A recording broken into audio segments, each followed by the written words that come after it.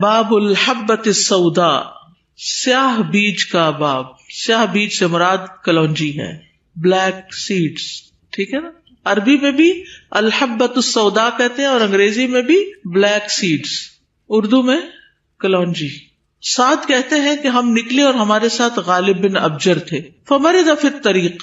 تو راستے میں بیمار ہو گئے، فقدمنا المدینہ، تو ہم مدینہ آئے، وہو مریض، جبکہ وہ بیمار تھے، فعادہ ابن ابی عتیق، تو ابن ابی عتیق نے ان کی عیادت کی، فقال لنا علیکم بہذہ الحبیبۃ السوداء، کہنے لگے تم پر لازم ہے کہ یہ کالے بیج، چھوٹے چھوٹے جو بیج ہوتے، حبیبہ تصغیر ہے حبہ کی، حبہ کہتے ہیں دانے کو، اور حبیبہ چھوٹا سا دانہ، یہ چھوٹے کالے بیج جو ہیں ان کو لازم پکڑ لو، فخذوا منها خمسا او سبعا، 5 دانے لو یا 7 لو، فاسحقوها، پھر ان کو پیس لو، ثم اقطروها فی انفہ بقطرات زیت، پھر اس کے ناک میں تیل میں ملا کے یہ کلونجی کے کالے بیج وہ ڈالو، فی ھذا الجانب وفی ھذا الجانب، دائیں نتنے میں بھی اور بائیں نتنے میں بھی۔ فإن عائشہ حدثتنی، تو حضرت عائشہ مجھ سے کہتی ہیں، انہا سمعت النبی صلی اللہ علیہ وسلم، کہ نبی صلی اللہ علیہ وسلم سے انہوں نے سنا، یقول، آپ فرماتے تھے،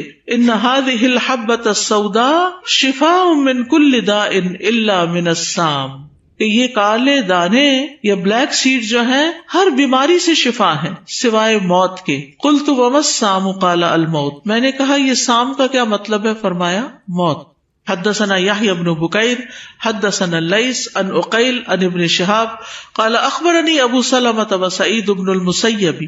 ان ابا ہریرۃ اخبرہما انہ سمع رسول اللہ صلی اللہ علیہ وسلم یقول فی الحبۃ السوداء شفاء من کل داء الا السام۔ ابو ہریرہ کہتے ہیں کہ انہوں نے رسول اللہ صلی اللہ علیہ وسلم کو کہتے ہوئے سنا کہ حبۃ السوداء جو ہے، کلونجی جو ہے، ہر بیماری سے شفا ہے، الا السام، سوائے موت کے۔ قال ابن شہاب والسام الموت، ابن شہاب کہتے ہیں کہ سام کا مطلب موت ہے، والحبۃ السوداء الشنیز، اور حبۃ السوداء بلیک سیڈ جو ہے یہ شنیز بھی کہلاتے ہیں عربی میں۔ قاموس کے مؤلف کہتے ہیں کہ شنیز، الشنیز، والشنیز والشنوز والشہنیز، یہ سب سیاہ دانے کے لیے استعمال ہوتے ہیں، اصل میں یہ فارسی کا لفظ ہے۔ تو کلونجی کو شنیز سے تعبیر کرنا اسی بنا پر ہے، یعنی شنیز ہی کلونجی ہے، کالا دانہ، اور یہ موت کے علاوہ ہر بیماری کا علاج ہے، کیونکہ موت جب آ جاتی ہے تو کوئی بھی دوا فائدہ نہیں دیتی۔ اچھا، اب وہ کون سی دوا ہے؟ قرآن مجید کی ایک آیت ہے، وَلَن يُؤَخِّرَ اللَّهُ نَفْسًا إِذَا جَاءَ أَجَلُهَا وَاللَّهُ خَبِيرٌ بِمَا تَعْمَلُونَ، اور اللہ کسی جان کو ہرگز مہلت نہیں دے گا جب اس کا وقت آ گیا، اور اللہ اس سے پوری طرح باخبر ہے جو کچھ تم کر رہے ہو۔ جب انسان کی زندگی ہو تو پھر اللہ تعالیٰ کوئی نہ کوئی سبب بنا دیتا ہے، انسان کو شفا ہو جاتی۔ جب زندگی نہ ہو تو اچھے بھلے ماہر ڈاکٹر بھی بھول جاتے ہیں۔ کلونجی جو ہے بہت سی بیماریوں کا علاج ہے،